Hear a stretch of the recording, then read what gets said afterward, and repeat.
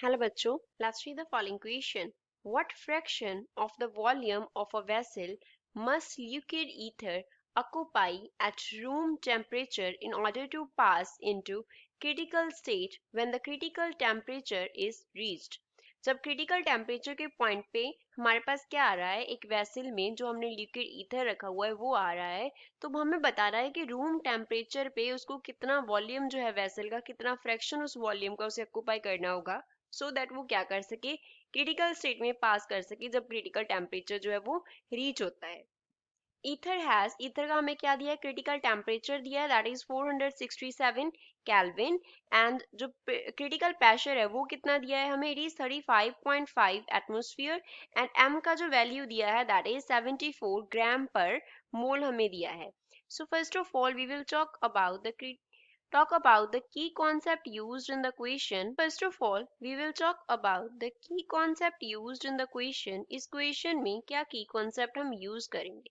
तो यहाँ पे critical volume and critical temperature and critical pressure की हमारे पास बात होगी. So basically हमें क्या करना है, critical state के बारे में बात करना है. Critical state क्या होता है?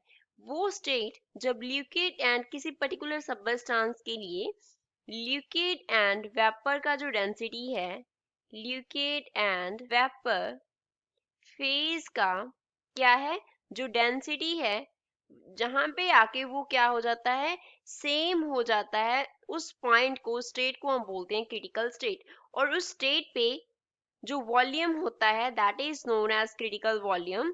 वॉल्यूम को क्या बोलते हैं हम, क्रिटिकल वॉल्यूम बोलते हैं। इसी तरीके से उस पॉइंट पे जो प्रेशर होता है क्रिटिकल स्टेट में, जो प्रेशर होता है that pressure is known as P. Critical से इक्वेशन में मैं दिया है क्रिटिकल प्रेशर, एंड उस स्टेट पे जो टेम्परेचर होता है, क्रिटिकल स्टेट पे जो टेम्परेचर होता है that temperature is known as critical temperature. अब क्रिटिकल पॉइंट पे जो वेसल का वॉल्यूम ऑक्यूपाई होगा वो कितना होगा, हमें वो फाइंड आउट करना है।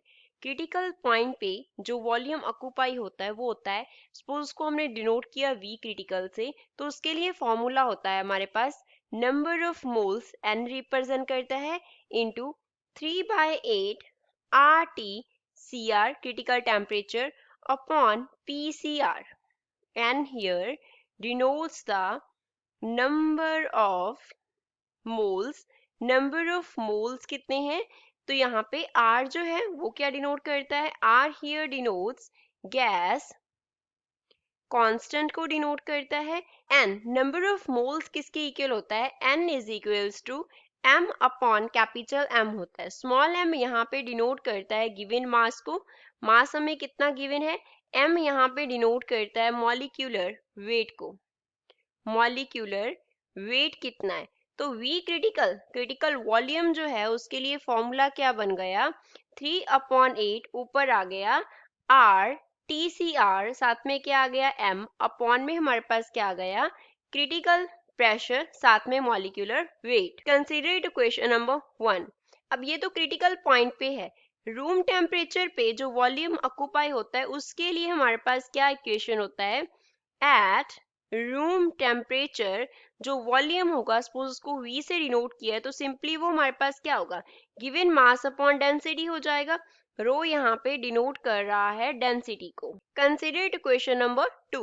अब हमें क्या करना है, इसका रेशियो फाइंड आउट करना है दैट इज नीटा। वो किसके इक्वल होगा, वॉल्यूम रूम टेम्परेचर पे कितना है और क्रिटिकल टेम्परेचर पे कितना था। तो सिंपली क्या करेंगे, डिवाइड कर देंगे 2 को 1 से। वी विल डिवाइड 2/1, 2 को 1 से डिवाइड कर देंगे तो हमारे पास ईटा का जो वैल्यू है वो किसकी इक्वल आ जाएगा, it will B V upon V critical लिखा हमने, V का क्या वैल्यू है M upon rho, V critical का वैल्यू इन्वर्ट हो जाएगा, ऊपर हमारे पास क्या आ गया 8M into critical pressure upon में 3R क्रिटिकल टेम्परेचर इंटू क्या आ गया, गिवन मास आ गया। M से M कैंसिल हो जाएगा तो ईटा का वैल्यू हमारे पास रह गया 8M into critical pressure upon में 3R into critical temperature into density. अब हमारे पास गिवन वैल्यूज क्या है, क्रिटिकल टेम्परेचर का जो वैल्यू है दैट इज 467 केल्विन गिवन है हमें, एंड क्रिटिकल प्रेशर का जो वैल्यू है दैट इज 35.5 35.5 एटमोस्फियर गिवन है, तो पास्कल में कन्वर्ट करेंगे तो it will be 35.5 multiply by 10 raise to power 5 हो जाएगा एंड इसके यूनिट्स जो हैं वो हो जाएंगे पास्कल। जो मॉलिक्यूलर वेट है वो हमें कितना गिवन है, it is given equals to 75 gram पर मोल हमें गिवन है। तो यहाँ से कैपिटल एम को हम क्या लिख सकते हैं, 74 इंटू 10 रेज टू पावर -3 ग्राम पर मोल है, तो ये बन गया किलोग्राम पर मोल। डेंसिटी रो का जो वैल्यू है वो होता है 720 ग्राम पर लीटर होता है हमारे पास। ये किसके लिए है, ईथर के लिए है वैल्यू। तो ईथर के लिए अगर हमें डेंसिटी को किलोग्राम में लिखना हो then we can write 720 into 10 raise to power -3 and units हो जाएंगे किलोग्राम पर लीटर। सभी वैल्यूज को सब्स्टिट्यूट कर देते हैं, तो नीचा क्या होगा, ईचा will be equals to 8 into M, M का value 74 into 10 raised to power -3 multiply by critical pressure that is 35.5 into 10 raised to power 5 upon में क्या आ गया 3 into R, R क्या है, गैस कांस्टेंट, गैस कांस्टेंट का वैल्यू 8.314 जाउल पर मोल पर kelvin, इसका जो वैल्यू है वो हमारे पास होता है। तो यहाँ पे फिल कर देंगे 8.314, critical temperature is 467 and density rho is 720 into 10 raised to power -3। तो इन सभी वैल्यूज को सॉल्व करके हमारे पास ईटा का जो वैल्यू है वो आ जाएगा nearly equals to 0.254। So this is final answer for the given question.